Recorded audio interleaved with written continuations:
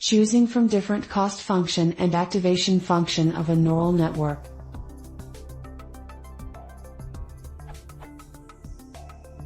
Recently I started toying with neural networks.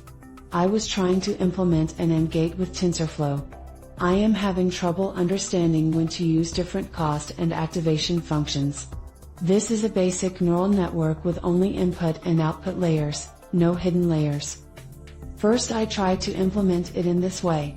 As you can see, this is a poor implementation, but I think it gets the job done, at least in some way. So, I tried only the real outputs, no one-hot true outputs. For activation functions, I used a sigmoid function, and for cost function I used squared error cost function. I think it's called that, correct me if I'm wrong.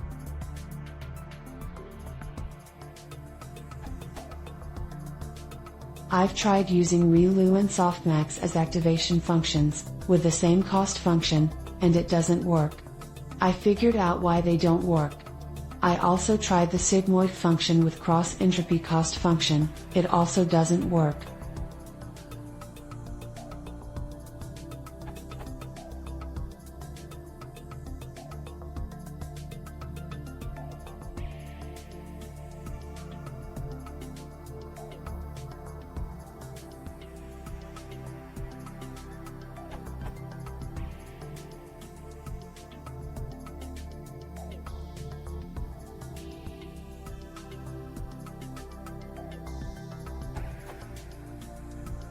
After 5,000 iterations. Question 1. Is there any other activation function and cost function that can learn for the above network, without changing the parameters, meaning without changing W, X, B? Question 2. I read from a Stack Overflow post here.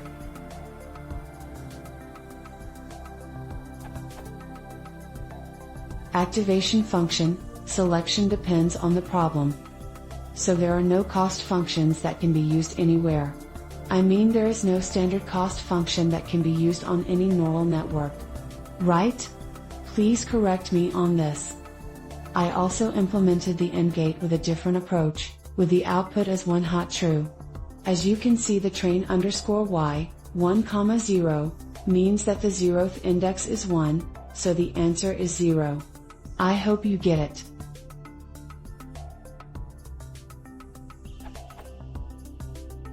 Here I have used a softmax activation function, with cross-entropy as cost function. Sigmoid function as activation function fails miserably.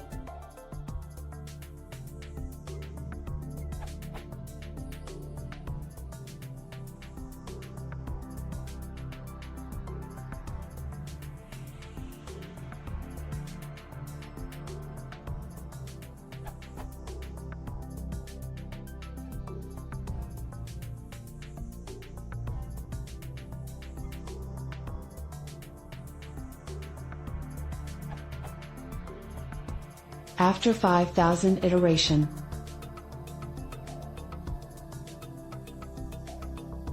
Question 3. So in this case, what cost function and activation function can I use? How do I understand what type of cost and activation functions I should use? Is there a standard way or rule, or just experience only?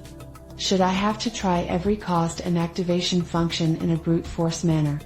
I found an answer here, but I am hoping for a more elaborate explanation.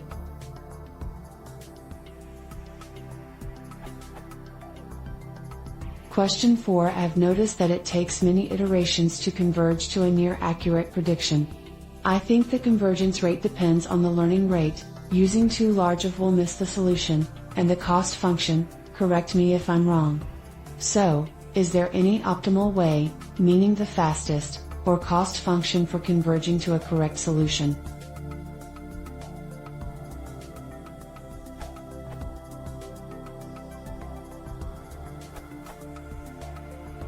I will answer your questions a little bit out of order, starting with more general answers, and finishing with those specific to your particular experiment.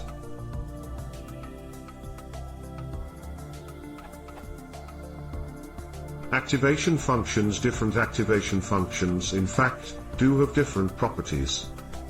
Let's first consider an activation function between two layers of a neural network. The only purpose of an activation function there is to serve as a nonlinearity. If you do not put an activation function between two layers, then two layers together will serve no better than one, because their effect will still be just a linear transformation. For a long while people were using sigmoid function and tanh, choosing pretty much arbitrarily, with sigmoid being more popular, until recently, when ReLU became the dominant nonlinearity. The reason why people use ReLU between layers is because it is non-saturating, and is also faster to compute. Think about the graph of a sigmoid function. If the absolute value of x is large, then the derivative of the sigmoid function is small, which means that as we propagate the error backwards, the gradient of the error will vanish very quickly as we go back through the layers.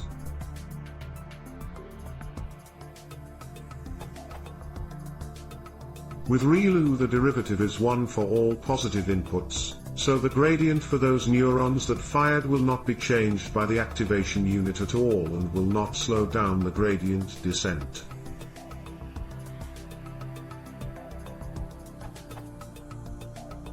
For the last layer of the network, the activation unit also depends on the task.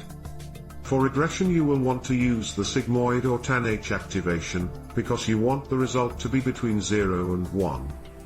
For classification you will want only one of your outputs to be 1 and all others zeros, but there's no differentiable way to achieve precisely that, so you will want to use a softmax to approximate it. Your example. Now let's look at your example. Your first example tries to compute the output of and in a following form. Note that W1 and W2 will always converge to the same value, because the output for x1, x2, should be equal to the output of x2, x1. Therefore, the model that you are fitting is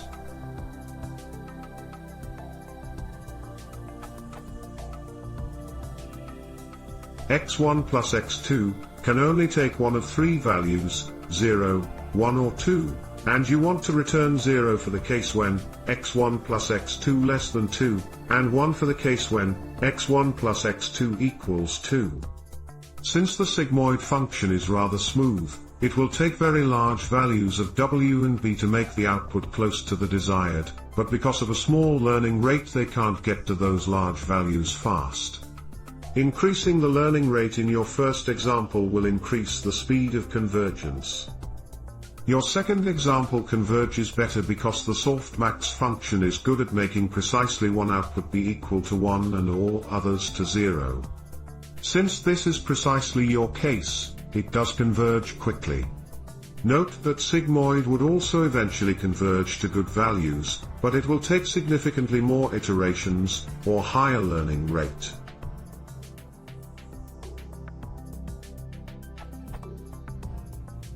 What to use? Now to the last question, how does one choose which activation and cost functions to use? These advices will work for majority of cases. If you do classification, use softmax for the last layer's nonlinearity and cross-entropy as a cost function. If you do regression, use sigmoid or tanh for the last layer's nonlinearity and squared error as a cost function. Use ReLU as a nonlinearity between layers. Use better optimizers, ADAM optimizer, ADAGRAD optimizer, instead of gradient descent optimizer, or use momentum for faster convergence.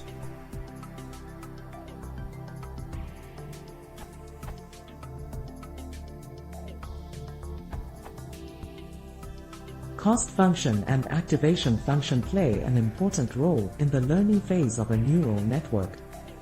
The activation function, as explained in the first answer, gives the possibility to the network to learn nonlinear functions, besides assuring to have small change in the output in response of small change in the input. A sigmoid activation function works well for these assumptions.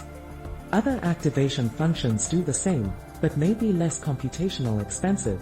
See activation functions for completeness. But, in general, sigmoid activation function should be avoided because the vanishing gradient problem.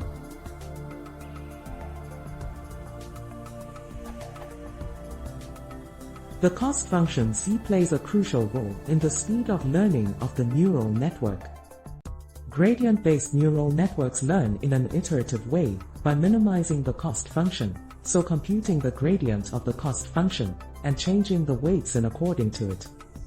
If a quadratic cost function is used, this means that its gradient with respect to the weights is proportional to the activation function first derivative. Now, if a sigmoid activation function is used, this implies that when the output is close to 1, the derivative is very small, as you can see from the image, and so the neurons learn slow.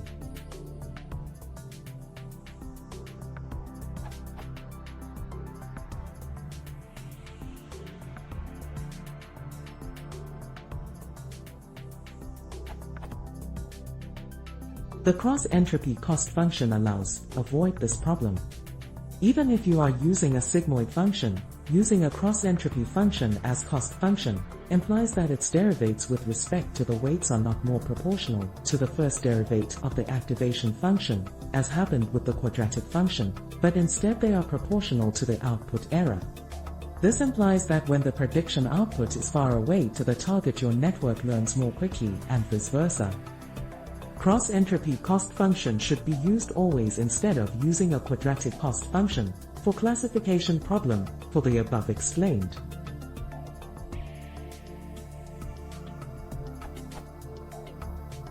Note that in neural networks the cross-entropy function has not always the same meaning as the cross-entropy function you meet in probability.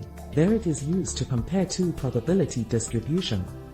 In neural networks this can be true if you have a unique sigmoid output to the final layer and want to think about it as a probability distribution. But this loses meaning if you have multi-sigmoid neurons at the final layer.